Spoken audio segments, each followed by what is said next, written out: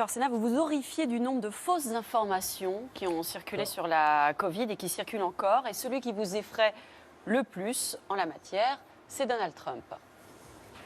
Kills this kind of virus, so it's going to disappear. One day it's like a miracle, it will disappear. The Democrats are politicizing the coronavirus. This is their new hoax. It will go away, just stay calm. And then I see the disinfectant, where it knocks it out in a minute, 1 minute. And is there a way we can do something like that by injection inside? Voilà, puis récemment, on a appris que Donald Trump avait menti sur la Covid afin de ne pas créer de panique. Ça vous inspire quoi? Ça m'inspire une peur, là.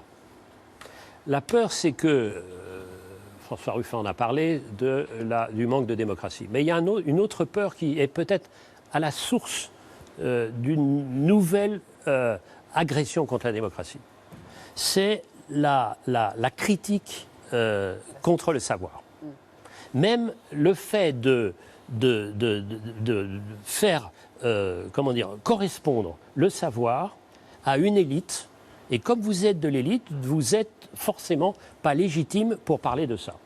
Quand vous imaginez que d'après les derniers sondages, quand on aura un vaccin considéré comme fiable, pas les annonces de Poutine, etc., considéré comme fiable, 44% des Français refuseront de se faire vacciner.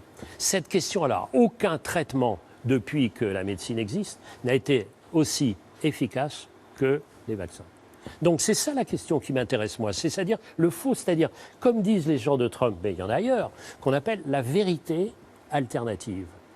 Donc ça, moi, ça me terrifie, parce qu'à ce moment-là, on peut dire absolument n'importe quoi. Et comment peut-on avoir des choix, comme vous disiez, moi j'entends ce que vous dites sur la 5G, etc. C'est-à-dire qu'il y a un moratoire qu'on explique, c'est bon, c'est mauvais. Si on dit c'est mauvais, il peut très bien y avoir à dire, bon, c'est mauvais, on en a besoin.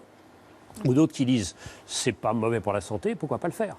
C'est-à-dire, à un moment donné, il faut quand même faire confiance à des gens dont on peut imaginer qu'ils sont neutres, fiables et sans conflit d'intérêt. Vous voyez, une sorte de confiance comme ça. Et ce pacte avec le savoir dans notre société est rompu.